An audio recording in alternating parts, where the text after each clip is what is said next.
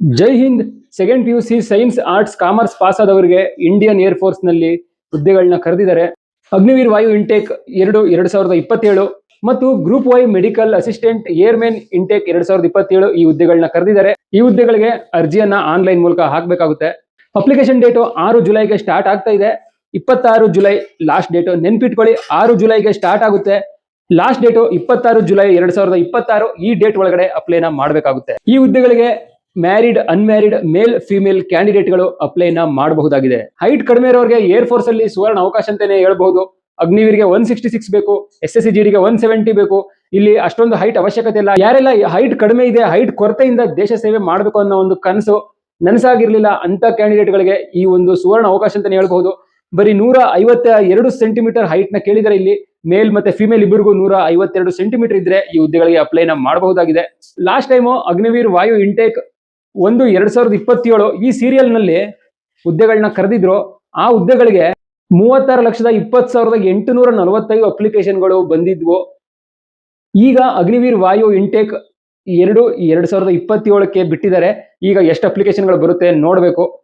ಇವತ್ತಿನ ವಿಡಿಯೋದಲ್ಲಿ Agniveer air force ವಾಯು intake ಈ ಹುದ್ದೆಗಳಿಗೆ ಸೆಲೆಕ್ಷನ್ ಪ್ರೊಸೆಸ್, ಏಜು, ಫಿಸಿಕಲ್ ಹೇಗಿರುತ್ತೆ, ರಿಟರ್ನ್ ಎಕ್ಸಾಮ್ ಯಾವ ತರ ಮಾಡ್ತಾರೆ, ಅಡಾಪ್ಟಿಬಿಲಿಟಿ ಟೆಸ್ಟ್ ಅಂದ್ರೆ ಏನು, ಸೆಲೆಕ್ಷನ್ ಪ್ರೊಸೆಸ್ ಏನು, ಈ ಕಂಪ್ಲೀಟ್ ಇನ್ಫಾರ್ಮೇಶನ್ ನ ಕೊಡ್ತೀನಿ. ಅದ್ರ ಜೊತೆಗೆ ಈ ಇನ್ಫಾರ್ಮೇಶನ್ ನ ಎಲ್ಲ ಯೂಟ್ಯೂಬರ್ ಕೊಟ್ಟೆ ಕೊಡ್ತಾರೆ. ಅದು ನೋಟಿಫಿಕೇಶನ್ ಅಲ್ಲಿ ನೋಡೋದು ಅರ್ಥ ಆಗ್ಬಿಡುತ್ತೆ. ಆದ್ರೆ ನನ್ನ ಚಾನಲ್ ಅಲ್ಲಿ ಆತರ ಅಲ್ಲ.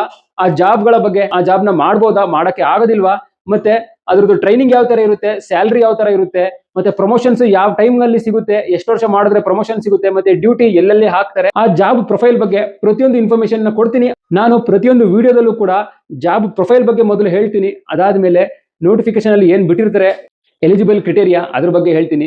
ಹಾಗಾಗಿ ನನ್ನ ವಿಡಿಯೋ ನೋಡೋದ್ರಿಂದ ನಿಮ್ಗೆ ಸಿಗೋ ಬೆನಿಫಿಟ್ ಏನಂದ್ರೆ, ಎಲಿಜಿಬಿಲಿಟಿ ಕ್ರಿಟೇರಿಯಾ ಜೊತೆಗೆ ಆ ಜಾಬ್ ಪ್ರೊಫೈಲ್ ಬಗ್ಗೆ ಕಂಪ್ಲೀಟ್ ಆಗಿ ಇನ್ಫಾರ್ಮೇಶನ್ ಕೊಡ್ತೀನಿ. ಆ ಜಾಬ್ಗೆ ಹೇಗೆ ಪ್ರಿಪರೇಷನ್ ಆಗಬೇಕು, ಜಾಬ್ ಆದ್ಮೇಲೆ ಡ್ಯೂಟಿ ಯಾವ ತರ ಇರುತ್ತೆ, ಡಿಪಾರ್ಟ್ಮೆಂಟ್ ಯಾವ ತರ ಇರುತ್ತೆ, ವರ್ಕಿಂಗ್ ಟೈಮ್ ಏನು, ಟ್ರೈನಿಂಗ್ ಎಷ್ಟು ದಿನ ಇರುತ್ತೆ, ಯಾವ ತರ ಟ್ರೈನಿಂಗ್ ನ ನಿಮ್ಗೆ ಕೊಡ್ತಾರೆ, ಈ ಪ್ರತಿಯೊಂದು ಇನ್ಫಾರ್ಮೇಶನ್ ಕೊಡ್ತೀನಿ.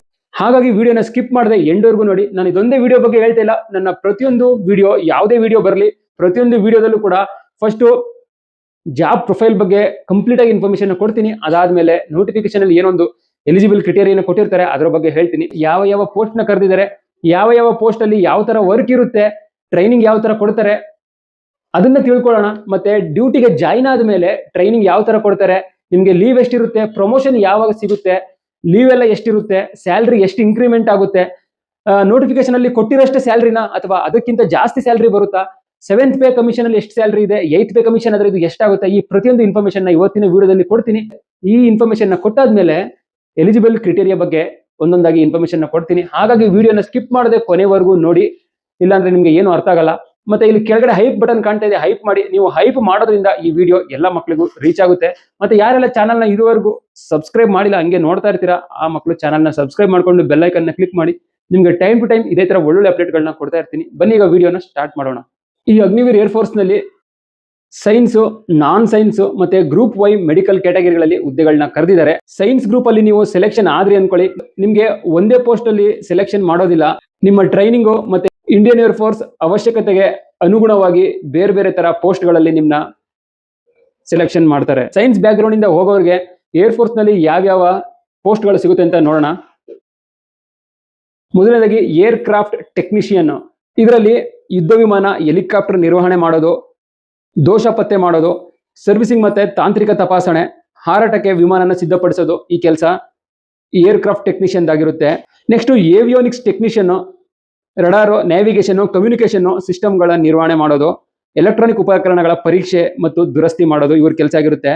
ನೆಕ್ಸ್ಟ್ ಒಂದು ಮೆಕ್ಯಾನಿಕಲ್ ಮತ್ತೆ ground equipment, air force ground support equipment ನ ನಿರ್ವಹಣೆ ಮಾಡೋದು, ಜನರೇಟರ್, ಏರ್ ಕಂಪ್ರೆಸರ್, ವಾಹನಗಳ ತಾಂತ್ರಿಕ ಕೆಲಸನ ಇವರು ಮಾಡ್ತಾರೆ. Next IT communication support. ಈ ಪೋಸ್ಟ್ ಅಲ್ಲಿ ಸೆಲೆಕ್ಟ್ ಆದವರು ಕಂಪ್ಯೂಟರ್ ನೆಟ್ವರ್ಕ್, ಡೇಟಾ ಮತ್ತು ಕಮ್ಯುನಿಕೇಶನ್ ಸಿಸ್ಟಮ್ ನಿರ್ವಹಣೆ, ತಾಂತ್ರಿಕ ಸಹಾಯನ ಮಾಡ್ತಾರೆ. ಮತ್ತೆ ಇದಿಷ್ಟು ಆಯ್ತು ಸೈನ್ಸ್ ಬ್ಯಾಕ್ ಗ್ರೌಂಡ್ ಅವರಿಗೆ. ಇದರಲ್ಲಿ ಡ್ಯೂಟಿ ಹೇಗಿರುತ್ತೆ ಅಂದ್ರೆ, ಏರ್ ಫೋರ್ಸ್ ಸ್ಟೇಷನ್ ಗಳಲ್ಲಿ ಕೆಲಸ ಇರುತ್ತೆ, ಶಿಫ್ಟ್ ಡ್ಯೂಟಿ ಇರುತ್ತೆ. ಫಸ್ಟ್ ಟೆಕ್ನಿಕಲ್ ಟ್ರೈನಿಂಗ್ ನ ಕೊಡ್ತಾರೆ. ವಿಮಾನ ಹಾರಾಟದ ಮೊದಲು ಮತ್ತು ನಂತರ ಹೇಗೆ ತಪಾಸಣೆ ಮಾಡಬೇಕು ಅನ್ನೋ ಜವಾಬ್ದಾರಿ ಈ ಹುದ್ದೆಗಳದ್ದಾಗಿರುತ್ತೆ.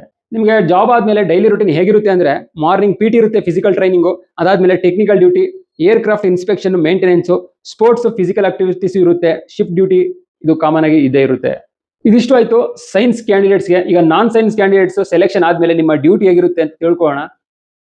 ನಾನ್ ಸೈನ್ಸ್ ಅವ್ರಿಗೆ ಟ್ರೈನಿಂಗ್ ಆದ್ಮೇಲೆ ಬೇರೆ ಬೇರೆ ಟ್ರೇಡ್ಗಳಿಗೆ ಪೋಸ್ಟಿಂಗ್ ನ ಕೊಡ್ತಾರೆ. ಅದರಲ್ಲಿ administrative assistant, accounts assistant, logistics, store management, clerk duties, office Adam, inventory management, general air force support duties, ಇದಿಷ್ಟು ನಾನ್ ಸೈನ್ಸ್ ಅವ್ರಿಗೆ ಇರುತ್ತೆ.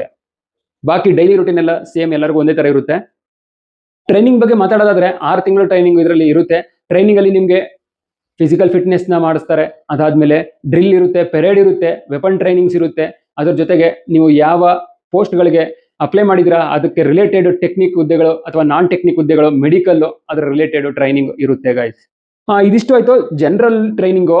ಅದಾದ್ಮೇಲೆ ಸೈನ್ಸ್ ಸ್ಟೂಡೆಂಟ್ಸ್ಗೆ ಟೆಕ್ನಿಕಲ್ ಟ್ರೈನಿಂಗ್ ಇರುತ್ತೆ. ಟೆಕ್ನಿಕಲ್ ಟ್ರೈನಿಂಗ್ ಅಲ್ಲಿ aircraft engine basics, radar ಮತ್ತೆ electronic systems, tools handling, aircraft maintenance practical, workshop training ಇದೆಲ್ಲ ಇರುತ್ತೆ. ಇದೆಲ್ಲ ಆದ್ಮೇಲೆ ನಿಮಗೆ ಪಾಸಿಂಗ್ ಔಟ್ ಪೆರೇಡ್ ನ ಮಾಡಿ ಡ್ಯೂಟಿಗೆ ಜಾಯಿನ್ ಮಾಡಿಸ್ತಾರೆ. ಈಗ ನಾನ್ ಸೈನ್ಸ್ ಅವ್ರಿಗೆ office work training, records and files handling, computer basics, logistics and store handling, communication discipline, ಇದಿಷ್ಟು ಟ್ರೈನಿಂಗು ನಾನ್ ಸೈನ್ಸ್ ಅವ್ರಿಗೆ ಇರುತ್ತೆ. ಗ್ರೂಪ್ ವೈ ಮೆಡಿಕಲ್ ಅಸಿಸ್ಟೆಂಟ್ಗೆ ಬೇಸಿಕ್ ಟ್ರೈನಿಂಗ್ ಇರುತ್ತೆ. ಅದ್ರ ಜೊತೆಗೆ ಮೆಡಿಕಲ್ ಟ್ರೈನಿಂಗ್ ನ ಕೊಡ್ತಾರೆ. ಮೆಡಿಕಲ್ ಟ್ರೈನಿಂಗ್ ಅಲ್ಲಿ first aid, hospital procedures, patient care, medical equipment handling, field medical support, ಇದಿಷ್ಟು ಟ್ರೈನಿಂಗು ಮೆಡಿಕಲ್ ಸ್ಟಾಫ್ಗೆ ಇರುತ್ತೆ ಗೈಸ್. ಇದಿಷ್ಟು ಆಯ್ತು ಟ್ರೈನಿಂಗ್ ಬಗ್ಗೆ. ಇವಾಗ ಎಲಿಜಿಬಿಲಿಟಿ ಕ್ರಿಟೇರಿಯಾ ಬಗ್ಗೆ ಕಂಪ್ಲೀಟ್ ಇನ್ಫಾರ್ಮೇಶನ್ ಕೊಡ್ತೀನಿ. ಈಗ ಸೆಲೆಕ್ಷನ್ ಪ್ರೊಸೀಜರ್ ಬಗ್ಗೆ ಮಾತಾಡೋದಾದ್ರೆ CBT ಇರುತ್ತೆ. ಫಸ್ಟ್ಗೆ CBT ನ ಕ್ಲಿಯರ್ ಮಾಡಿದ್ಮೇಲೆ ಫಿಸಿಕಲ್ ಫಿಟ್ನೆಸ್ ಟೆಸ್ಟ್ ಇರುತ್ತೆ. ಅದರಲ್ಲಿ PST PFT ಎರಡೂ ಮಾಡ್ತಾರೆ. ಫಿಸಿಕಲ್ ಸ್ಟ್ಯಾಂಡರ್ಡ್ ಟೆಸ್ಟ್, ಅದರಲ್ಲಿ ಹೈಟ್ ವೆಯ್ಟ್ ಎಲ್ಲ ಚೆಕ್ ಮಾಡ್ತಾರೆ. ಅದಾದ್ಮೇಲೆ PFT ಫಿಸಿಕಲ್ ಫಿಟ್ನೆಸ್ ಟೆಸ್ಟ್, ಅದರಲ್ಲಿ ರನ್ನಿಂಗು, ಪುಷಪ್ಸ್, ಸಿಟಪ್ಸ್ ಮತ್ತೆ ಸ್ಕ್ವಾಟ್ಸ್ ಇರುತ್ತೆ. ಫಿಸಿಕಲ್ ಆದ್ಮೇಲೆ ಅಡಾಪ್ಟಬಿಲಿಟಿ 1, ಅಡಾಪ್ಟಬಿಲಿಟಿ 2 ಟೆಸ್ಟ್ಗಳನ್ನ ಕಂಡಕ್ಟ್ ಮಾಡ್ತಾರೆ. ಅದಾದ್ಮೇಲೆ ಮೆಡಿಕಲ್ ಡಾಕ್ಯುಮೆಂಟ್ ವೆರಿಫಿಕೇಶನ್ ಜೊತೆಲೆ ಮಾಡ್ತಾರೆ. ಅದು ಮುಗಿದ ಮೇಲೆ ಫೈನಲ್ ಮೆರಿಟ್ ಲಿಸ್ಟ್ ನ ಬಿಡ್ತಾರೆ. ಇದಿಷ್ಟು ಆಯ್ತು ಸೆಲೆಕ್ಷನ್ ಪ್ರೊಸೆಸ್. ಸೆಲೆಕ್ಷನ್ ಪ್ರೊಸೆಸ್ ಅಲ್ಲಿ ನಿಮಗೆ CBT ಬಗ್ಗೆನೂ ಗೊತ್ತಾಯ್ತು, ಫಿಸಿಕಲ್ ಬಗ್ಗೆನೂ ಗೊತ್ತಾಯ್ತು. ಇದೇನಿದು ಅಡಾಪ್ಟಬಿಲಿಟಿ ಟೆಸ್ಟ್ 1, ಟೆಸ್ಟ್ 2 ಅಂತ ಕೇಳ್ತಿದ್ದೀರಲ್ವಾ, ಅದ್ರ ಬಗ್ಗೆ ಈಗ ಕಂಪ್ಲೀಟ್ ಇನ್ಫಾರ್ಮೇಶನ್ ನ ಕೊಡ್ತೀನಿ. ಪಾಸ್ ಮಾಡ್ತೀರಿ, ಫಿಸಿಕಲ್ ನ ಪಾಸ್ ಮಾಡ್ತೀರಿ. ಅದಾದ್ಮೇಲೆ ಥರ್ಡ್ ಸ್ಟೇಜ್ ಅಲ್ಲಿ ಅಡಾಪ್ಟಬಿಲಿಟಿ ಟೆಸ್ಟ್ 1 ಮತ್ತೆ ಟೆಸ್ಟ್ 2 ಗಳನ್ನ ಮಾಡ್ತಾರೆ. ಈ ಟೆಸ್ಟ್ ಹೇಗಿರುತ್ತೆ ಅಂತ ತಿಳ್ಕೊಳ್ಳೋಣ. ಇದು ಆಬ್ಜೆಕ್ಟಿವ್ ಟೈಪ್ ಟೆಸ್ಟ್ ಆಗಿರುತ್ತೆ. MCQ, ಸುಮಾರು 40 SRT ಕ್ವಶನ್ಸ್ ಇರುತ್ತೆ. ಅಂದ್ರೆ ಸಿಚುವೇಶನ್ ರಿಯಾಕ್ಷನ್ ಕ್ವಶನ್ಸ್ ಇರುತ್ತೆ. 30 ನಿಮಿಷ ಟೈಮ್ ಕೊಡ್ತಾರೆ. 30 ನಿಮಿಷದಲ್ಲಿ ಇದನ್ನ ಕಂಪ್ಲೀಟ್ ಮಾಡಬೇಕಾಗುತ್ತೆ. ಇದರಲ್ಲಿ ದಿನನಿತ್ಯದ ಪರಿಸ್ಥಿತಿಗಳ ಬಗ್ಗೆ ಕ್ವಶನ್ಗಳನ್ನ ಕೇಳ್ತಾರೆ. ಈ ಟೆಸ್ಟ್ ಅಲ್ಲಿ ಅವರು ಏನ್ ಚೆಕ್ ಮಾಡ್ತಾರೆ ಅಂದ್ರೆ ನಿಮ್ಮ ದಿನನಿತ್ಯದ ನಿಮ್ಮ ನಿರ್ಧಾರ ತೆಗೆದುಕೊಳ್ಳುವ ಸಾಮರ್ಥ್ಯ, ಜವಾಬ್ದಾರಿ, ಶಿಸ್ತು, ಧೈರ್ಯ ಮತ್ತು ಏರ್ ಫೋರ್ಸ್ ಜೀವನಕ್ಕೆ ಹೊಂದಿಕೊಳ್ಳುವ ಗುಣವನ್ನು ಚೆಕ್ ಮಾಡ್ತಾರೆ ಈ ಟೆಸ್ಟ್ ಅಲ್ಲಿ. ಎಕ್ಸಾಂಪಲ್ ಕೊಡೋದಾದ್ರೆ, ಟ್ರೈನ್ ಮಿಸ್ ಆಯ್ತು, ಏನ್ ಮಾಡ್ತೀರಿ? ನಿಮ್ಮ ಫ್ರೆಂಡ್ ಏರ್ ಫೋರ್ಸ್ ರೂಲ್ಸ್ ನ ಉಲ್ಲಂಘನೆ ಮಾಡ್ತಾರೆ, ಅವಾಗ ಏನ್ ಮಾಡ್ತೀರಿ? ಎಮರ್ಜೆನ್ಸಿ ಬಂದ್ರೆ ನಿಮ್ಮ ಪ್ರತಿಕ್ರಿಯೆ ಏನು? ಈ ತರ ಸಿಚುವೇಶನ್ ಬೇಸ್ಡ್ ರಿಲೇಟೆಡ್ ಕ್ವಶನ್ಸ್ ನ ಕೇಳ್ತಾರೆ. ಇದನ್ನ ನೀವು ಪಾಸ್ ಮಾಡಬೇಕಾಗುತ್ತೆ. ಇದರಲ್ಲಿ ಯಾವುದೇ ಮಾರ್ಕ್ಸ್ ನ ಫೈನಲ್ ಮೆರಿಟ್ ಅಲ್ಲಿ ಕೌಂಟ್ ಮಾಡಲ್ಲ. ಜಸ್ಟ್ ಇದು ಅಡಾಪ್ಟಬಿಲಿಟಿ ಟೆಸ್ಟ್ 2ಗೆ ಕ್ವಾಲಿಫೈಯಿಂಗ್ ರೌಂಡ್ ಆಗಿರುತ್ತೆ. ಅಡಾಪ್ಟಬಿಲಿಟಿ ಟೆಸ್ಟ್ 2 ಅಲ್ಲಿ ಗ್ರೂಪ್ ಡಿಸ್ಕಷನ್ ಮತ್ತೆ ಕಮ್ಯುನಿಕೇಶನ್ ಅಸೆಸ್ಮೆಂಟ್ ಬಗ್ಗೆ ಇರುತ್ತೆ. ಯಾರೆಲ್ಲ 81 ಟೆಸ್ಟ್ ಅಲ್ಲಿ ಪಾಸ್ ಆಗ್ತಾರೆ ಅವರು ಮಾತ್ರ ಇದಕ್ಕೆ ಭಾಗವಹಿಸ್ತಾರೆ. ಸುಮಾರು 10 ರಿಂದ 15 ಕ್ಯಾಂಡಿಡೇಟ್ಗಳನ್ನ ಒಂದು ಗ್ರೂಪ್ ಅಲ್ಲಿ ಕೂರಿಸ್ತಾರೆ. ಒಂದು ಟಾಪಿಕ್ ನ ಕೊಡ್ತಾರೆ. 5 ರಿಂದ 10 ನಿಮಿಷ ನಿಮಗೆ ಪ್ರಿಪೇರ್ ಆಗೋದಕ್ಕೆ ಅಲ್ಲೇ ಟೈಮ್ ನ ಕೊಡ್ತಾರೆ. ಪ್ರಿಪೇರ್ ಆದ್ಮೇಲೆ ಡಿಸ್ಕಷನ್ ಮಾಡೋದಕ್ಕೆ ಒಂದು ಟೈಮ್ ನ ಕೊಡ್ತಾರೆ. ಆ ಟೈಮ್ ಅಲ್ಲಿ ನೀವು ಏನ್ ಪ್ರಿಪೇರ್ ಆಗಿದ್ದೀರಾ, ಆ ಟಾಪಿಕ್ ಬಗ್ಗೆ ಯಾವ ತರ ಡಿಸ್ಕಸ್ ಮಾಡ್ತೀರಾ, ಹೇಗೆ ಸಿಚುವೇಶನ್ ಹ್ಯಾಂಡಲ್ ಮಾಡ್ತೀರಾ, ಇದನ್ನೆಲ್ಲ ಅದರಲ್ಲಿ ಚೆಕ್ ಮಾಡ್ತಾರೆ. ಈ ಟೆಸ್ಟ್ ಅಲ್ಲಿ English communication, confidence, leadership, team work, general awareness, military ಲೈಫ್ಗೆ ಹೊಂದ್ಕೊಳ್ಳುವಂತ ಗುಣ, ಇದನ್ನೆಲ್ಲ ಚೆಕ್ ಮಾಡ್ತಾರೆ. ಇದಿಷ್ಟು ಅಡಾಪ್ಟಬಿಲಿಟಿ 2 ಅಲ್ಲಿ ಒಂದು ಟೆಸ್ಟ್ ನ ಮಾಡ್ತಾರೆ. ಇದಾದ್ಮೇಲೆ ನೆಕ್ಸ್ಟ್ ಮೆಡಿಕಲ್ DVಗೆ ಸೆಲೆಕ್ಟ್ ಆಗಿ ಅದಕ್ಕೆ ಹೋಗ್ತಾರೆ. ಈ ಅಡಾಪ್ಟಬಿಲಿಟಿ ಟೆಸ್ಟ್ ಈ ಏರ್ ಫೋರ್ಸ್ ನಲ್ಲಿ ತುಂಬಾ ಇಂಪಾರ್ಟೆಂಟ್ ಆಗಿರುತ್ತೆ. ಎಲ್ಲಾ ಸ್ಟೇಜ್ ನ ಕ್ಯಾಂಡಿಡೇಟ್ಗಳು ಈಸಿಯಾಗಿ ಪಾಸ್ ಮಾಡ್ಬಿಡ್ತಾರೆ. ಆದ್ರೆ ಈ ಅಡಾಪ್ಟಬಿಲಿಟಿ ಟೆಸ್ಟ್ ಅಲ್ಲಿ ಫೇಲ್ ಆಗಿ ಹೊರಗಡೆ ಬರ್ತಾರೆ. ಹಾಗಾಗಿ ಇದಕ್ಕೆ ಮನೆಯಲ್ಲಿ ಪ್ರಿಪೇರ್ ಆಗೋದು ತುಂಬಾ ಇಂಪಾರ್ಟೆಂಟ್ ಆಗುತ್ತೆ. ಅದಕ್ಕೆ ಕೆಲವೊಂದು ಈಸಿ ಟಿಪ್ಸ್ ನ ಹೇಳ್ತೀನಿ, ಅದನ್ನ ಫಾಲೋ ಮಾಡಿ. ದಿನಕ್ಕೆ 10 ರಿಂದ 15 SRT ಕ್ವಶನ್ಗಳನ್ನ ಪ್ರಾಕ್ಟೀಸ್ ಮಾಡಿ. 2 ರಿಂದ 3 ಬಾರಿ ಅರ್ಥಪೂರ್ಣವಾಗಿ ಮಾತಾಡೋದನ್ನ, ಸೆಂಟೆನ್ಸ್ ಗಳನ್ನ ಕಂಪ್ಲೀಟ್ ಮಾಡೋದನ್ನ ಅಭ್ಯಾಸ ಮಾಡ್ಕೊಳ್ಳಿ. ಕೂಗಾಡಬೇಡಿ, ಇತರರ ಮಾತುಗಳನ್ನ ಕೇಳಬೇಡಿ. ಗ್ರೂಪ್ ಡಿಸ್ಕಷನ್ ಅಲ್ಲಿ ಎಲ್ಲರೂ ಕೂಗಾಡ್ತಾ ಇರ್ತಾರೆ. ನೀವು ನಿಮ್ಮ ಟಾಪಿಕ್ ಮೇಲೆ ಫೋಕಸ್ ಮಾಡಿಕೊಂಡು ಮಾತಾಡೋದನ್ನ ಪ್ರಾಕ್ಟೀಸ್ ಮಾಡಿ. ಇದನ್ನೆಲ್ಲ ಮನೆಯಲ್ಲಿ ಮಾಡಿದ್ರೆ ನಿಮಗೆ ಅಡಾಪ್ಟಬಿಲಿಟಿ ಟೆಸ್ಟ್ಗಳಲ್ಲಿ ಈಸಿ ಆಗುತ್ತೆ. Indian air force Agniveer 2027 notification. ಕಳೆದ ಬಾರಿ ಅಗ್ನಿವೀರ್ ವಾಯು ಇಂಟೆಕ್ 1 2027ರ ಸೀರಿಯಲ್ನಲ್ಲಿ 36,20,845ಕ್ಕಿಂತ ಹೆಚ್ಚು ಅಪ್ಲಿಕೇಶನ್ಗಳು ಈ ಹುದ್ದೆಗೆ ಹಾಕಿದ್ರು. ಇವಾಗ 2027ರ ಸೀರಿಯಲ್ನ ಬಿಟ್ಟಿದ್ದಾರೆ. ಇವಾಗ ಎಷ್ಟು ಲಕ್ಷ ಅಪ್ಲಿಕೇಶನ್ಗಳು ಹೋಗುತ್ತೆ ನೋಡಬೇಕು. ಇದು ಅಗ್ನಿವೀರ್ ವಾಯು ಇಂಟೆಕ್ 2027 ಮತ್ತು airmen group Y medical assistant intake ಹುದ್ದೆಗಳಾಗಿರುತ್ತೆ. ಅಗ್ನಿಪಥ್ ಸ್ಕೀಮಲ್ಲಿ ಈ ಹುದ್ದೆಗಳನ್ನ ಕರೆದಿರೋದು. ಅಗ್ನಿಪಥ್ ಸ್ಕೀಮ್ ಅಂದರೆ ನಿಮಗೆಲ್ಲ ಗೊತ್ತೇ ಇದೆ, ಇವಾಗ 4 ವರ್ಷದಲ್ಲಿ ರಿಟೈರ್ಮೆಂಟ್ನ ತಗೋಬೇಕಾಗುತ್ತೆ. ಅಪ್ಲಿಕೇಶನ್ ಮೋಡು ಆನ್ಲೈನಲ್ಲಿರುತ್ತೆ. 17 ಜೂನ್ಗೆ ನೋಟಿಫಿಕೇಶನ್ ರಿಲೀಸ್ ಆಗಿದೆ. ಆನ್ಲೈನ್ ರಿಜಿಸ್ಟ್ರೇಷನ್ನು 6 ಜುಲೈಗೆ ಸ್ಟಾರ್ಟ್ ಆಗುತ್ತೆ. ಲಾಸ್ಟ್ ಡೇಟ್ ಬಂದು 26 ಜುಲೈ. ಈ ಡೇಟ್ಗಳನ್ನ ನೆನ್ಪಿಟ್ಕೊಳ್ಳಿ, ತುಂಬ ಇಂಪಾರ್ಟೆಂಟು. 6 ಜುಲೈಗೆ ಅಪ್ಲಿಕೇಶನ್ ಸ್ಟಾರ್ಟ್ ಆದರೆ 26 ಜುಲೈಗೆ ಅಪ್ಲಿಕೇಶನ್ ಎಂಡ್ ಆಗುತ್ತೆ. ಈ ಡೇಟು ಮುಗಿಯೋದ್ರೊಳಗೆ ಅಪ್ಲೈ ಮಾಡಿ. ಅಪ್ಲಿಕೇಶನ್ ಫೀಸು 550 ರೂಪಾಯಿ ಪ್ಲಸ್ 18% GST ಕೂಡ ಇರುತ್ತೆ. ಇದು ನಾನ್ ರೀಫಂಡೇಬಲ್ ಅಂತ ಹಾಕಿದರೆ ಯಾವುದೇ ಕಾರಣಕ್ಕೂ ಈ ಅಮೌಂಟು ರೀಫಂಡ್ ಆಗೋದಿಲ್ಲ. ಎಕ್ಸಾಮ್ ಟೈಪು CBT ಮೋಡ್ ಇರುತ್ತೆ, online computer based test. Exam date ಕೂಡ ಮೆನ್ಷನ್ ಮಾಡಿದ್ದಾರೆ. ಸೊ ನಿಮಗೆ ಪ್ರಿಪರೇಷನ್ ಆಗೋದಕ್ಕೆ ಒಂದು ಕ್ಲಿಯರ್ ಡೇಟ್ ಕೂಡ ಇದೆ. ಯಾವಾಗ ಆಗುತ್ತೋ, ಲೇಟ್ ಆಗುತ್ತೋ, ಇವಾಗ ಆಗುತ್ತೋ ಆ ಕನ್ಫ್ಯೂಷನ್ಸ್ ಎಲ್ಲ ಇರೋದಿಲ್ಲ. 22 ಮತ್ತು 23 ಸೆಪ್ಟೆಂಬರ್ಗೆ ಎಕ್ಸಾಮ್ ಡೇಟ್ನ ಅನೌನ್ಸ್ ಮಾಡಿದ್ದಾರೆ. ಇಲ್ಲಿ ಟೆಂಟೇಟಿವ್ ಇಲ್ಲ, ಏನೂ ಇಲ್ಲ. ಕ್ಲಿಯರ್ ಡೇಟ್ 22 ಮತ್ತು 23 ಸೆಪ್ಟೆಂಬರ್. ಸೆಲೆಕ್ಷನ್ ಸ್ಟೇಜಸ್ ಬಗ್ಗೆ ನೋಡೋದಾದರೆ ಫಸ್ಟ್ ನಿಮಗೆ CBT ಆಗುತ್ತೆ. ಅದಾದಮೇಲೆ ಫಿಸಿಕಲ್ ಫಿಟ್ನೆಸ್ ಟೆಸ್ಟ್ನ ಮಾಡ್ತಾರೆ. ಅದರಲ್ಲಿ ಪಾಸ್ ಆದಮೇಲೆ ಅಡಾಪ್ಟಬಿಲಿಟಿ ಟೆಸ್ಟ್ ಇರುತ್ತೆ. ಅದನ್ನು ಕ್ಲಿಯರ್ ಮಾಡಿದ ಮೇಲೆ ಮೆಡಿಕಲ್ ಎಕ್ಸಾಮ್, ಲಾಸ್ಟಲ್ಲಿ ಡಾಕ್ಯುಮೆಂಟ್ ವೆರಿಫಿಕೇಷನ್ ಇರುತ್ತೆ. ಇದೆಲ್ಲ ಆದಮೇಲೆ ಫೈನಲ್ ಮೆರಿಟ್ನ ಬಿಡ್ತಾರೆ. ಜಾಬ್ ಲೊಕೇಶನ್ ಬಂದು ಆಲ್ ಓವರ್ ಇಂಡಿಯಾ ಇರುತ್ತೆ. ಸರ್ವಿಸು 4 ವರ್ಷ ಇರುತ್ತೆ. ಅಗ್ನಿಪಥ್ ಸ್ಕೀಮಲ್ಲಿ 4 ವರ್ಷ ಆದಮೇಲೆ ರಿಟೈರ್ಮೆಂಟ್ನ ತಗೋಬೇಕಾಗುತ್ತೆ. ಟ್ರೈನಿಂಗ್ ಬಗ್ಗೆ ಮಾತಾಡೋದಾದರೆ ಇಂಡಿಯನ್ ಏರ್ಫೋರ್ಸ್ ಟ್ರೈನಿಂಗ್ ಸ್ಟ್ಯಾಂಡರ್ಡ್ಸ್ ಪ್ರಕಾರ ಸೆಲೆಕ್ಷನ್ ಆದಮೇಲೆ ಟ್ರೈನಿಂಗ್ನ ಕೊಡ್ತಾರೆ. ಆನ್ಲೈನಲ್ಲಿ ಅಪ್ಲೈ ಮಾಡೋದಕ್ಕೆ ಇಲ್ಲಿ ಕೊಟ್ಟಿರುವಂಥ ವೆಬ್ಸೈಟ್ ಅಡ್ರೆಸ್ನ ನೋಟ್ ಮಾಡ್ಕೊಳ್ಳಿ. ಈ ವೆಬ್ಸೈಟ್ ಅಡ್ರೆಸ್ಗೆ ಹೋಗಿ ಆನ್ಲೈನ್ ಅಪ್ಲಿಕೇಶನ್ನ ಅಪ್ಲೈ ಮಾಡಬೇಕಾಗುತ್ತೆ. ಇವಾಗ ಹೇಗೆ ಅಪ್ಲೈ ಮಾಡೋದು ಅಂತ ತಿಳ್ಕೊಳ್ಳೋಣ. ಫಸ್ಟ್ ಸ್ಟೆಪ್ಪಲ್ಲಿ ಇವಾಗ ನಾನು ಹೇಳಿದಂಥ ಅಫಿಷಿಯಲ್ ವೆಬ್ಸೈಟ್ಗೆ ಹೋಗಿ, ಇಲ್ಲೂ ಕೂಡ ಮೆನ್ಷನ್ ಮಾಡಿದೆ ನೋಡಿ, iifrecruitment.edcil.co.in. ಈ ಅಫಿಷಿಯಲ್ ವೆಬ್ಸೈಟ್ ಅಡ್ರೆಸ್ನ ಓಪನ್ ಮಾಡಿ, ಅದಾದಮೇಲೆ ಏರ್ಫೋರ್ಸ್ದು ಅಫಿಷಿಯಲ್ ಹೋಮ್ ಪೇಜ್ ಓಪನ್ ಆಗುತ್ತೆ. ಅದರಲ್ಲಿ ಅಗ್ನಿವೀರ್ ವಾಯು ಇಂಟೇಕ್ 02/2027 ಅಥವಾ airmen group Y medical assistant ಅಂತ ಲಿಂಕ್ ಇರುತ್ತೆ.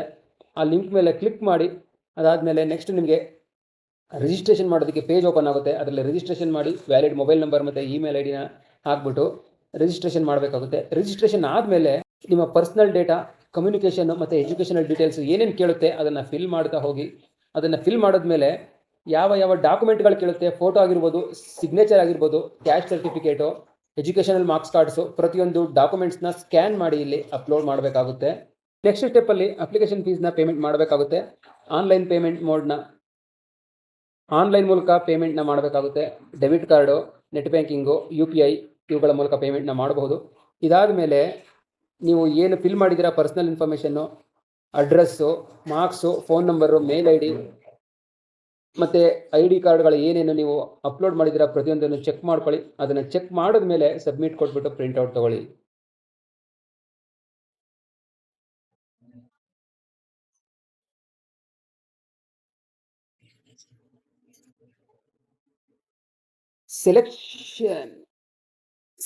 ಸೆಲೆಕ್ಷನ್ ಪ್ರೊಸೆಸ್ಸಲ್ಲಿ ಫೇಸ್ 1 ಅಲ್ಲಿ ಆನ್ಲೈನ್ ಎಕ್ಸಾಮಿನೇಷನ್ ಇರುತ್ತೆ CBT ಮೋಡಲ್ಲಿ. ಫೇಸ್ 2 ಅಲ್ಲಿ ಫಿಟ್ನೆಸ್ ಟೆಸ್ಟ್ ಇರುತ್ತೆ PFT. ಅದಾದಮೇಲೆ ಅಡಾಪ್ಟಬಿಲಿಟಿ ಟೆಸ್ಟ್ 1 ಇರುತ್ತೆ. ಅದಾದಮೇಲೆ ಅಡಾಪ್ಟಬಿಲಿಟಿ ಟೆಸ್ಟ್ 2 ಇರುತ್ತೆ. ಲಾಸ್ಟಲ್ಲಿ ಮೆಡಿಕಲ್ ಎಕ್ಸಾಮಿನೇಷನ್ನ ಮಾಡ್ತಾರೆ. ಅದಾದಮೇಲೆ ಡಾಕ್ಯುಮೆಂಟ್ ವೆರಿಫಿಕೇಷನ್ ಅದ್ರ ಜೊತೆಲಿ ಆಗುತ್ತೆ. ಅದೆಲ್ಲ ಆದಮೇಲೆ ಫೈನಲ್ ಮೆರಿಟ್ನ ಬಿಡ್ತಾರೆ. ನೆಕ್ಸ್ಟ್ ಎಲಿಜಿಬಿಲಿಟಿ ಕ್ರಿಟೇರಿಯಾ ಬಗ್ಗೆ ಮಾತಾಡೋದಾದರೆ ಬೇರೆ ಬೇರೆ ಹುದ್ದೆಗಳಿಗೆ ಬೇರೆ ಬೇರೆ ಏಜ್ ಕ್ರಿಟೇರಿಯಾ, ಫಿಸಿಕಲ್ ಸ್ಟ್ಯಾಂಡರ್ಡು ಮತ್ತು ಎಜುಕೇಷನ್ ಕ್ವಾಲಿಫಿಕೇಷನ್ಸ್ನ ಫಿಕ್ಸ್ ಮಾಡಿದ್ದಾರೆ. ಆ ಹುದ್ದೆಗಳಿಗೆ ತಕ್ಕಂತೆ ಏಜು, ಫಿಸಿಕಲ್ ಸ್ಟ್ಯಾಂಡರ್ಡು ಮತ್ತು ಎಜುಕೇಷನ್ ಕ್ವಾಲಿಫಿಕೇಷನು ಇರಬೇಕಾಗುತ್ತೆ. ಇವಾಗ ಯಾವುದ್ಯಾವುದಕ್ಕೆ ಏನೇನು ಕೇಳಿದ್ದಾರೆ ಅಂತ ನೋಡೋಣ ಬನ್ನಿ. First one Agniveer Vayu intake. ಈ ಹುದ್ದೆಗಳಿಗೆ ಡೇಟ್ ಆಫ್ ಬರ್ತು 1 ಜುಲೈ 2005ರಿಂದ 1 ಜನವರಿ 2010 ಈ ಡೇಟ್ ಒಳಗಡೆ ಜನಿಸಿರಬೇಕು. ಅಪ್ಪರ್ ಏಜು 22 ವರ್ಷ. ಈ ಏಜ್ಗಿಂತ ಮೀರಿದರೆ ಅಪ್ಲೈ ಮಾಡೋದಕ್ಕೆ ಬರೋದಿಲ್ಲ. ಈ ಡೇಟ್ ನೆನ್ಪಿಟ್ಕೊಳ್ಳಿ, 1 ಜುಲೈ 2005ರಿಂದ 1 ಜನವರಿ 2010, ಅಪ್ಪರ್ ಏಜ್ 22 ವರ್ಷ. Next one medical assistant 10+2. ಈ ಹುದ್ದೆಗಳಿಗೆ 1 ಜುಲೈ 2006ರಿಂದ 1 ಜುಲೈ 2010 ಈ ಡೇಟ್ ಆಫ್ ಬರ್ತ್ ಒಳಗೆ ಹುಟ್ಟಿರಬೇಕು. ನೆಕ್ಸ್ಟ್ ಒನ್ನು ಮೆಡಿಕಲ್ ಅಸಿಸ್ಟೆಂಟ್ ಹುದ್ದೆಗಳು. ಇದಕ್ಕೆ ಡಿಪ್ಲೊಮಾ ಅಥವಾ B.Pharm ಅಥವಾ BSc ಫಾರ್ಮಸಿ ಇದು ಯಾವುದರಲ್ಲಾದರೂ ಒಂದು ಕೋರ್ಸ್ ಆಗಿದ್ದರೆ ನಡೆಯುತ್ತೆ. ಇದಕ್ಕೆ ಅನ್ಮ್ಯಾರಿಡ್ ಕ್ಯಾಂಡಿಡೇಟ್ಸ್ ಆಗಿರಬೇಕು. ಡೇಟ್ ಆಫ್ ಬರ್ತು 1 ಜುಲೈ 2003ರಿಂದ 1 ಜುಲೈ 2008 ಈ ಡೇಟ್ ಒಳಗಡೆ ಹುಟ್ಟಿರಬೇಕು. Next one medical assistant diploma B.Pharm BSc pharmacy ಅವ್ರಿಗೆ ಮ್ಯಾರಿಡ್ ಆಗಿರೋರು ಈ ಹುದ್ದೆಗಳಿಗೆ ಅಪ್ಲೈನ ಸಲ್ಲಿಸಬಹುದು. ಡೇಟ್ ಆಫ್ ಬರ್ತು 1 ಜುಲೈ 2003ರಿಂದ 1 ಜುಲೈ 2006ವರೆಗಿದೆ. ಕನ್ಫ್ಯೂಸ್ ಆಗಬೇಡಿ ಗಾಯ್ಸ್, ಇಲ್ಲಿ 2 ಥರ ಇದೆ. ಮೆಡಿಕಲ್ ಅಸಿಸ್ಟೆಂಟು ಮ್ಯಾರಿಡ್ ಒಂದು, ಮೆಡಿಕಲ್ ಅಸಿಸ್ಟೆಂಟ್ ಅನ್ಮ್ಯಾರಿಡ್ ಅಂತ ಇದೆ. ಎಜುಕೇಷನ್ ಕ್ವಾಲಿಫಿಕೇಶನ್ ಸೇಮೇ ಇದೆ. Diploma, B pharma, BSc pharmacy ಇದಕ್ಕೂ ಇದೆ. Diploma, B pharma, BSc pharmacy ಇದಕ್ಕೂ ಇದೆ. ಮ್ಯಾರಿಡ್ ಆಗಿರೋರಿಗೆ ಒಂದು ಡೇಟ್ ಆಫ್ ಬರ್ತು, ಮ್ಯಾರಿಡ್ ಆಗದೆ ಇರೋರಿಗೆ ಒಂದು ಡೇಟ್ ಆಫ್ ಬರ್ತ್ ಇದೆ. ನೋಡಿಕೊಂಡು ಅಪ್ಲೈ ಮಾಡಿ. ಮ್ಯಾರಿಡ್ ಆಗಿರೋರ್ಗೂ ಇಲ್ಲಿ ಅವಕಾಶನ ಕೊಟ್ಟಿದ್ದಾರೆ. ನೆಕ್ಸ್ಟ್ ಎಜುಕೇಷನ್ ಕ್ವಾಲಿಫಿಕೇಶನ್ ಏನೇನು ಕೊಟ್ಟಿದ್ದಾರೆ ಅಂತ ನೋಡೋಣ. ಅಗ್ನಿವೀರ್ ವಾಯು ಸೈನ್ಸ್ ಸಬ್ಜೆಕ್ಟ್ಸ್ಗಳಿಗೆ ಯಾರೆಲ್ಲ ಸೈನ್ಸಲ್ಲಿ ಸೆಕೆಂಡ್ PUCನ ಪಾಸ್ ಮಾಡಿದಿರ ಅವರಿಗೆ ಅಗ್ನಿವೀರ್ ವಾಯು ಹುದ್ದೆಗಳು. ನೋಡೋಣ ಕ್ವಾಲಿಫಿಕೇಷನಲ್ಲಿ ಏನೇನು ಕೇಳಿದ್ದಾರೆ ಅಂತ. ಸೆಕೆಂಡ್ PUCಯಲ್ಲಿ ಫಿಸಿಕ್ಸ್, ಮ್ಯಾಥ್ಸ್ ಮತ್ತು ಇಂಗ್ಲೀಷ್ ಸಬ್ಜೆಕ್ಟ್ನ 50% ಪಾಸ್ ಆಗಿರಬೇಕು. ಅದ್ರ ಜೊತೆಗೆ ಓವರ್ ಆಲ್ ಪರ್ಸೆಂಟ್ ಕೂಡ 50% ಇರಬೇಕು. ಅಥವಾ 3 ವರ್ಷದ ಡಿಪ್ಲೊಮಾ ಇಂಜಿನಿಯರಿಂಗ್ ಆಗಿರಬೇಕು. ಅಥವಾ 2 ವರ್ಷದ ವೊಕೇಶನಲ್ ಕೋರ್ಸು ಫಿಸಿಕ್ಸ್ ಮತ್ತು ಮ್ಯಾಥ್ಸಲ್ಲಿ ಆಗಿರಬೇಕು. ಈ 3 ಕೋರ್ಸ್ಗಳಲ್ಲಿ ಯಾವುದಾದ್ರೂ ಒಂದು ಕೋರ್ಸ್ ಆಗಿದ್ರೆ ಅಗ್ನಿವೀರ್ ವಾಯು ಸೈನ್ಸ್ ಈ ಹುದ್ದೆಗಳಿಗೆ ಅಪ್ಲೈನ ಮಾಡಬಹುದು. ನೆಕ್ಸ್ಟ್ ಒನ್ ಅಗ್ನಿವೀರ್ ವಾಯು ಅದರ್ ದೆನ್ ಸೈನ್ಸ್ ಸಬ್ಜೆಕ್ಟ್ಸು. ಯಾರೆಲ್ಲ ನಾನ್ ಸೈನ್ಸ್ ಇದ್ದೀರಾ ಅವರಿಗೆ ಈ ಹುದ್ದೆಗಳಲ್ಲಿ ಅಪ್ಲೈ ಮಾಡಬಹುದು. ಸೆಕೆಂಡ್ PUCನ 50% ಓವರ್ ಮತ್ತು ಇಂಗ್ಲೀಷಲ್ಲಿ 50% ಮಾರ್ಕ್ಸ್ನ ತೊಗೊಂಡಿರಬೇಕು. ಇದರಲ್ಲಿ ಆರ್ಟ್ಸ್ ಆದರೂ ಆಗಿರ್ಬೋದು, ಕಾಮರ್ಸ್ ಆದರೂ ಆಗಿರ್ಬೋದು, ಆ ಕ್ಯಾಂಡಿಡೇಟ್ಗಳು ಈ ಹುದ್ದೆಗಳಿಗೆ ಅಪ್ಲೈ ಮಾಡಬಹುದು. ಅಥವಾ 2 ವರ್ಷದ ವೊಕೇಶನಲ್ ಕೋರ್ಸ್ ಆಗಿದ್ರೆ ಈ ಅಗ್ನಿವೀರ್ ವಾಯು ನಾನ್ ಸೈನ್ಸ್ ಸಬ್ಜೆಕ್ಟ್ಗಳಿಗೆ ಅಪ್ಲೈನ ಮಾಡಬಹುದಾಗಿದೆ. Next one airmen group Y medical assistant 10+2 ಅಂತ ಕೊಟ್ಟಿದ್ದಾರೆ. ಇದಕ್ಕೆ ಸೆಕೆಂಡ್ PUCಯಲ್ಲಿ ಫಿಸಿಕ್ಸ್, ಕೆಮಿಸ್ಟ್ರಿ, ಬಯಾಲಜಿ ಮತ್ತು ಇಂಗ್ಲೀಷು ಈ 4 ಸಬ್ಜೆಕ್ಟ್ಗಳಿಂದ 50% ಇರಬೇಕು ಮಾರ್ಕ್ಸು. ಅದ್ರ ಜೊತೆಗೆ ಇಂಗ್ಲೀಷ್ ಒಂದೇ ಸಬ್ಜೆಕ್ಟಲ್ಲಿ 50% ಮಾರ್ಕ್ಸ್ನ ನೀವು ತೆಗೆದಿದ್ರೆ ಈ airmen group Y medical assistant ಹುದ್ದೆಗಳಿಗೆ ಅಪ್ಲೈನ ಮಾಡಬಹುದಾಗಿದೆ. Next airmen group Y medical assistant pharmacist ಹುದ್ದೆಗಳಿಗೆ ಸೆಕೆಂಡ್ PUC ಆಗಿರಬೇಕು. PCB ಫಿಸಿಕ್ಸ್, ಕೆಮಿಸ್ಟ್ರಿ, ಬಯಾಲಜಿ ಮತ್ತು ಇಂಗ್ಲೀಷಲ್ಲಿ 50 ಮಾರ್ಕ್ಸ್ ಇರಬೇಕು. ಜೊತೆಗೆ ಡಿಪ್ಲೊಮಾ ಅಥವಾ ಬಿ ಫಾರ್ಮ್ ಅಥವಾ BSc ಇದು 3ರಲ್ಲಿ ಯಾವುದಾದ್ರೂ ಒಂದು ಇರಬೇಕು. ಮಿನಿಮಮ್ 50% ಇದರಲ್ಲೂ ಸ್ಕೋರ್ ಇರಬೇಕು. ಇಂತಹ ವಿದ್ಯಾರ್ಥಿಗಳು ಈ airmen group Y medical assistant pharmacist ಹುದ್ದೆಗಳಿಗೆ ಅಪ್ಲೈನ ಮಾಡಬಹುದಾಗಿದೆ. ನೆಕ್ಸ್ಟು ಫಿಸಿಕಲ್ ಸ್ಟ್ಯಾಂಡರ್ಡ್ಸ್ ಬಗ್ಗೆ ಮಾತಾಡೋದಾದರೆ ಮೇಲ್ ಕ್ಯಾಂಡಿಡೇಟ್ಸ್ಗೆ ಹೈಟು 152 ಸೆಂಟಿಮೀಟರ್, ಫೀಮೇಲ್ಸ್ ಕ್ಯಾಂಡಿಡೇಟ್ಸ್ಗೂ same height 152 centimetre. Weight height ಚಾರ್ಟ್ಗೆ ತಕ್ಕಾಗೆ ಇರಬೇಕಾಗುತ್ತೆ. ಚೆಸ್ಟು ಮೇಲ್ ಕ್ಯಾಂಡಿಡೇಟ್ಸ್ಗೆ 77 ಸೆಂಟಿಮೀಟರ್ ಇರಬೇಕು. 5 ಸೆಂಟಿಮೀಟರ್ ಎಕ್ಸ್ಪೆಂಡ್ ಮಾಡಿ ಟೋಟಲ್ 82 ಸೆಂಟಿಮೀಟರ್ ಆಗಬೇಕು. ಏರ್ಫೋರ್ಸ್ನಲ್ಲಿ ಫೀಮೇಲ್ಗೂ ಕೂಡ ಚೆಸ್ಟ್ ಮೆಷರ್ಮೆಂಟ್ನ ಕೊಟ್ಟಿದ್ದಾರೆ. Well proportional with 5 centimetre expansion ಅಂತ ಕೊಟ್ಟಿದ್ದಾರೆ. ಎಕ್ಸ್ಪೆಂಡ್ ಮಾಡಿದಾಗ 5 ಸೆಂಟಿಮೀಟರ್ ಎಕ್ಸ್ಪೆಂಡ್ ಆಗಬೇಕು. ನೆಕ್ಸ್ಟು ಆನ್ಲೈನ್ CBT ಟೆಸ್ಟ್ ಬಗ್ಗೆ ಮಾತಾಡೋದಾದರೆ ಎಕ್ಸಾಮ್ಗಿಂತ 2 ರಿಂದ 3 ದಿನ ಮೊದಲು ನಿಮ್ಮ ರಿಜಿಸ್ಟರ್ಡ್ ಇಮೇಲ್ ID ಗೆ ಅಡ್ಮಿಟ್ ಕಾರ್ಡ್ನ ಕಳಿಸ್ತಾರೆ. ಅದನ್ನು ಡೌನ್ಲೋಡ್ ಮಾಡಿಕೊಂಡು ಅದ್ರ ಜೊತೆಗೆ ಒರಿಜಿನಲ್ ಆಧಾರ್ ಕಾರ್ಡ್ ತೊಗೊಂಡು ಎಕ್ಸಾಮ್ನ ಅಟೆಂಡ್ ಮಾಡಬೇಕಾಗುತ್ತೆ. ಎಕ್ಸಾಮ್ ಪ್ಯಾಟರ್ನ್ ಬಗ್ಗೆ ಮಾತಾಡೋದಾದರೆ ಸೈನ್ಸ್ ಸಬ್ಜೆಕ್ಟ್ಸ್ ಎಕ್ಸಾಮ್ ಇರೋರಿಗೆ 60 ಮಿನಿಟ್ಸಲ್ಲಿ ಎಕ್ಸಾಮ್ನ ಕಂಪ್ಲೀಟ್ ಮಾಡಬೇಕಾಗುತ್ತೆ. ಫಿಸಿಕ್ಸು, ಮ್ಯಾಥ್ಸು ಮತ್ತು ಇಂಗ್ಲೀಷು 12th ಬೇಸ್ ಮೇಲೆ ಎಕ್ಸಾಮ್ ಕಂಡಕ್ಟ್ ಮಾಡ್ತಾರೆ. ನೆಕ್ಸ್ಟು ಅದರ್ ದೆನ್ ಸೈನ್ಸು ಯಾರೆಲ್ಲ ನಾನ್ ಸೈನ್ಸ್ ಇದ್ದಾರೆ, ಆರ್ಟ್ಸು, ಕಾಮರ್ಸು ಅವರಿಗೆ 45 ನಿಮಿಷದಲ್ಲಿ ಎಕ್ಸಾಮ್ನ ಕಂಪ್ಲೀಟ್ ಮಾಡಬೇಕಾಗುತ್ತೆ. ಇಂಗ್ಲೀಷು ಮತ್ತು ರಾಗ, ರೀಸನಿಂಗ್ ಆ್ಯಂಡ್ ಜನರಲ್ ಅವೇರ್ನೆಸ್ ಸಬ್ಜೆಕ್ಟಲ್ಲಿ 10+2 ಸೆಕೆಂಡ್ PUC ಬೇಸ್ ಕ್ವಶನ್ಸ್ ಬರುತ್ತೆ. ನೆಕ್ಸ್ಟು ಸೈನ್ಸ್ ಸಬ್ಜೆಕ್ಟು ಮತ್ತು ನಾನ್ ಸೈನ್ಸ್ ಇರೋರಿಗೆ ಟೋಟಲು 85 ನಿಮಿಷದಲ್ಲಿ ಎಕ್ಸಾಮ್ನ ಕಂಪ್ಲೀಟ್ ಮಾಡಬೇಕಾಗುತ್ತೆ. Physics, maths, English second PUC ಬೇಸಲ್ಲಿ. ಅದ್ರ ಜೊತೆಗೆ ರೀಸನಿಂಗ್, ಜನರಲ್ ಅವೇರ್ನೆಸ್ ಕೂಡ ಇರುತ್ತೆ. ಎಕ್ಸಾಮಲ್ಲಿ 1 ಕ್ವಶನ್ಗೆ 1 ಮಾರ್ಕ್ ಇರುತ್ತೆ. ನೀವು ಅಟೆಂಡ್ ಮಾಡಿದಿರೋ ಕ್ವಶನ್ಗೆ ಯಾವುದೇ ಮಾರ್ಕ್ ಸಿಗೋದಿಲ್ಲ. ಮತ್ತು ನೆಗೆಟಿವ್ ಮಾರ್ಕ್ಸ್ ಇದೆ. 1 ತಪ್ಪು ಮಾಡಿದ್ರೆ 0.25 ಮಾರ್ಕ್ಸ್ ಕಟ್ ಮಾಡ್ತಾರೆ. ಅಂದರೆ ನೀವು 4 ಕ್ವಶನ್ ತಪ್ಪು ಮಾಡಿದ್ರೆ 1 ಮಾರ್ಕ್ಸ್ನ ಕಟ್ ಮಾಡ್ತಾರೆ. PST ಆಯಿತು. ಇವಾಗ PFT ಬಗ್ಗೆ ನೋಡೋಣ. ಮೇಲ್ ಕ್ಯಾಂಡಿಡೇಟ್ಸ್ಗೆ ಮತ್ತು ಫಿಮೇಲ್ ಕ್ಯಾಂಡಿಡೇಟ್ಸ್ಗೆ ಇಬ್ಬರಿಗೂ 1.6 ಕಿಲೋಮೀಟರ್ ರನ್ನಿಂಗ್ ಇರುತ್ತೆ.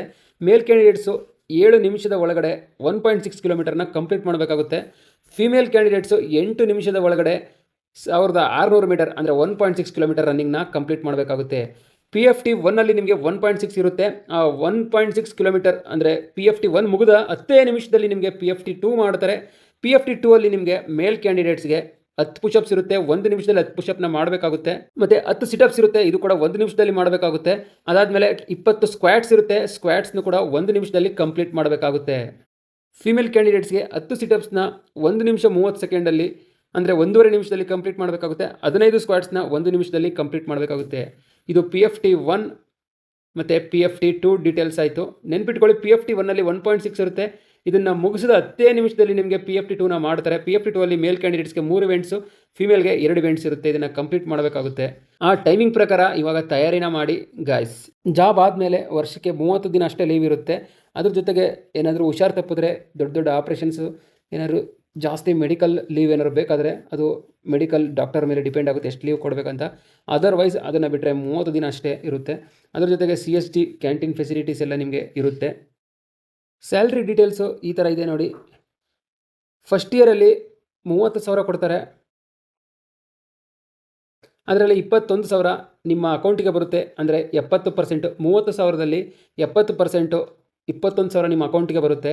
ಇನ್ನು ಉಳಿದಂಥ 30% ಅಂದರೆ 9,000 ನಿಮ್ಮ ಏನು GPF ಫಂಡ್ ಇದೆ ಆ ಫಂಡಿಗೆ ಹೋಗುತ್ತೆ. ಆ ಫಂಡ್ ಜೊತೆಗೆ ಗೌರ್ಮೆಂಟು 9,000 ಹಾಕ್ತಾರೆ. ಟೋಟಲ್ ನಿಮಗೆ 18,000 ಪ್ರತಿ ತಿಂಗಳು ನಿಮ್ಮ GPF ಖಾತೆಗೆ ಹೋಗ್ತಾ ಇರುತ್ತೆ. ಅದೇ ಥರ ಸೆಕೆಂಡ್ ಇಯರಲ್ಲಿ 30,000ದಿಂದ 3,000 ಇನ್ಕ್ರೀಸ್ ಆಗಿ 33,000 ಹೋಗುತ್ತೆ. ಇಲ್ಲೂ ಕೂಡ ಇನ್ಕ್ರೀಸ್ ಆಗ್ತಾ ಹೋಗುತ್ತೆ. 23,100 ರೂಪಾಯಿ GPF, ಅದ್ರ ಜೊತೆಗೆ 9,900 ನೀವು ಹಾಕ್ತೀರಾ, 9,900 ಗೌರ್ಮೆಂಟ್ ಹಾಕ್ತಾರೆ. ಥರ್ಡ್ ಇಯರಲ್ಲಿ 3,500 ಮತ್ತೆ ಇನ್ಕ್ರೀಸ್ ಆಗಿ 36,500 ಆಗುತ್ತೆ. ಇಲ್ಲೂ ಕೂಡ ಇನ್ಕ್ರೀಸ್ ಆಗುತ್ತೆ, 25,550 ರೂಪಾಯಿ ಆಗುತ್ತೆ. GPF ಅಕೌಂಟಲ್ಲಿ 10,950 ರೂಪಾಯಿ ಆಗುತ್ತೆ. ಗೌರ್ಮೆಂಟ್ ಕೂಡ ಅದಕ್ಕೆ ಅಷ್ಟೇ ಅಮೌಂಟ್ನ ಹಾಕ್ತಾರೆ. ಫೋರ್ತ್ ಇಯರಲ್ಲಿ ಮತ್ತೆ ಇಲ್ಲಿ 3,500 ಜಾಸ್ತಿಯಾಗಿ ಟೋಟಲ್ ನಿಮಗೆ 40,000 ಸ್ಯಾಲ್ರಿ ಬರುತ್ತೆ. ಅದರಲ್ಲಿ ಇನ್ನೆಂಡು 28,000 ಬರುತ್ತೆ. 12,000 GPFಗೆ ಹೋದರೆ 12,000 ಗೌರ್ಮೆಂಟ್ ಅವರು ಸೇರಿಸಿ ಅದಕ್ಕೆ ಹಾಕ್ತಾರೆ. ಇದಿಷ್ಟು ನಿಮ್ಮ ಸ್ಯಾಲ್ರಿ ಡೀಟೇಲ್ಸ್ ಆಯಿತು 4 ವರ್ಷದ ಪೀರಿಯಡ್ನಲ್ಲಿ. ಇದಾದಮೇಲೆ 4 ವರ್ಷ ಮುಗೀತು, ಅದಾದಮೇಲೆ ನಿಮಗೆ ರಿಟೈರ್ಮೆಂಟ್ನ ಕೊಡ್ತಾರೆ. ನೀವು ಏರ್ ಫೋರ್ಸಿಂದ ಎಕ್ಸಿಟ್ ಆಗಬೇಕಾಗುತ್ತೆ.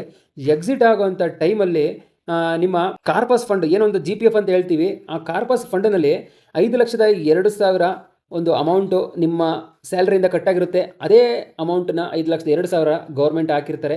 ಟೋಟಲ್ಲು 10,04,000 ಸೇವಾ ನಿಧಿ ಪ್ಯಾಕೇಜ್ ಅಂದ್ಬಿಟ್ಟು ನಿಮ್ಮ ಅಕೌಂಟಿಗೆ ಹಾಕ್ತಾರೆ. ಆಫ್ಟರ್ 4 ಇಯರ್ಸ್ ಆದಮೇಲೆ ಟೋಟಲು 10,04,000 ಅಮೌಂಟ್ನ ತಗೊಂಡು ನೀವು ಮನೆಗೆ ಬರ್ತೀರಾ ಗಾಯ್ಸ್.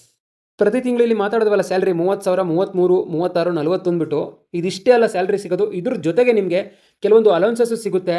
ಅದರಲ್ಲಿ ರಿಸ್ಕ್ ಆ್ಯಂಡ್ ಹಾರ್ಡ್ಶಿಪ್ ಅಲೌನ್ಸನ್ಸ್ ಅಂತ ಇರುತ್ತೆ, ಡ್ರೆಸ್ ಅಲೌನ್ಸ್ ಇರುತ್ತೆ, ಟ್ರಾವೆಲಿಂಗ್ ಅಲೌನ್ಸ್ ಇರುತ್ತೆ, ಮತ್ತು ರೇಷನ್ನು, ಕ್ಲಾತಿಂಗು, ಅಕಾಮಿಡೇಷನ್ನು, ಲೀವ್ ಟ್ರಾವೆಲ್ ಕನ್ಸೆಷನ್ನು, ಬೇರೆ ಬೇರೆ ಅಲೌನ್ಸಸ್ ಎಲ್ಲ ಇರುತ್ತೆ. ಅದೆಲ್ಲ ನಿಮಗೆ ಆ್ಯಡ್ ಆಗಿ 8,000 ರಿಂದ 10,000 ಇನ್ನೂ ಆ್ಯಡ್ ಆಗುತ್ತೆ ಗಾಯ್ಸ್. ನೆಕ್ಸ್ಟು ಮೆಡಿಕಲ್ ಟೆಸ್ಟ್ ಬಗ್ಗೆ ಮಾತಾಡೋದಾದರೆ ಫುಲ್ ಹಾರ್ಡ್ ಮೆಡಿಕಲ್ ಇರುತ್ತೆ, ಯಾಕೆಂದರೆ ಇದು ಅಗ್ನಿವೀರ್ ಹುದ್ದೆಗಳು. ಇದರಲ್ಲಿ ಫಸ್ಟ್ ನಿಮಗೆ ಬ್ಲಡ್ ಹಿಮೋಗ್ರಾಮ್ನ ಮಾಡ್ತಾರೆ. ಅದರಲ್ಲಿ HB, TLC, DLC, platelets count ಇದನ್ನೆಲ್ಲ ಮಾಡ್ತಾರೆ. ಅದಾದಮೇಲೆ ಯೂರಿನ್ REME ಟೆಸ್ಟ್ನ ಮಾಡ್ತಾರೆ. ನೆಕ್ಸ್ಟ್ ಬಯೋಕೆಮಿಸ್ಟ್ರಿಯಲ್ಲಿ blood sugar fasting, post prandial, serum cholesterol, RFT, uric acid, creatinine, LFT, SGOT, SGPT ಈ ಟೆಸ್ಟ್ಗಳಿರುತ್ತೆ ಬಯೋಕೆಮಿಸ್ಟ್ರಿಯಲ್ಲಿ. ನೆಕ್ಸ್ಟ್ ಒಂದು ರೇಡಿಯೋಗ್ರಾಫ್ ಚೆಸ್ಟ್, ಅಂದರೆ ಚೆಸ್ಟ್ ಎಕ್ಸ್ರೇನ ಮಾಡ್ತಾರೆ. ಅದಾದಮೇಲೆ ultrasonography of lower abdomen and pelvis, ಇದು ಫಿಮೇಲ್ ಕ್ಯಾಂಡಿಡೇಟ್ಸ್ಗೆ ಮಾತ್ರ ಅಲ್ಟ್ರಾಸೋನೋಗ್ರಫಿ ಮಾಡ್ತಾರೆ. ಅದಾದಮೇಲೆ ECG ಟೆಸ್ಟ್ ಕೂಡ ಇರುತ್ತೆ.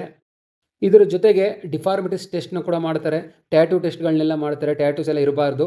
ತುಂಬ ಹಾರ್ಡಾಗಿ ಮೆಡಿಕಲ್ ಟೆಸ್ಟ್ನ ಅಗ್ನಿವೀರ್ ವಾಯುವಲ್ಲಿ ಮಾಡ್ತಾರೆ. ನೋಡಿದ್ರಲ್ಲ ಗಾಯ್ಸ್, ಇದಿಷ್ಟು ಇವತ್ತಿನ ಅಗ್ನಿವೀರ್ ಏರ್ ಫೋರ್ಸ್ ವಾಯು ಇಂಟೇಕ್ 2027ರ ಕಂಪ್ಲೀಟ್ ಇನ್ಫಾರ್ಮೇಷನ್ ಆಗಿತ್ತು. ಈ ವಿಡಿಯೋ ನಿಮಗೆ ಇಷ್ಟ ಆಗಿದೆ ಅಂತ ಅನ್ಕೋತೀನಿ. ವಿಡಿಯೋ ತುಂಬ ಲೆಂತ್ ಆಯಿತು, ಯಾಕೆಂದರೆ ಬರೀ ಬೇರೆಯವರೆಲ್ಲ ಶಾರ್ಟಲ್ಲಿ ಮುಗಿಸ್ತಾರೆ. ಅವರು ಜಸ್ಟ್ ನೋಟಿಫಿಕೇಶನಲ್ಲಿ ಏನು ಬರುತ್ತೆ ಎಲಿಜಿಬಿಲಿಟಿ ಕ್ರಿಟೇರಿಯಾ ಬಗ್ಗೆ ಮಾತ್ರ ಹೇಳ್ತಾರೆ. ಆದರೆ ನನ್ನ ವಿಡಿಯೋದಲ್ಲಿ ಹಂಗಲ್ಲ.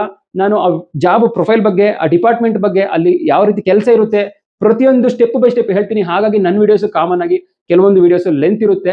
ಈ ವಿಡಿಯೋನ ನೀವು ಒಂದೇ ವಿಡಿಯೋದಲ್ಲಿ ಎಲ್ಲ ಇನ್ಫಾರ್ಮೇಷನ್ ಇರುತ್ತೆ. ಈ ವಿಡಿಯೋನ ನೋಡೋದ್ರಿಂದ ನಿಮಗೆ ಕಂಪ್ಲೀಟ್ ಇನ್ಫಾರ್ಮೇಷನ್ ಸಿಗುತ್ತೆ.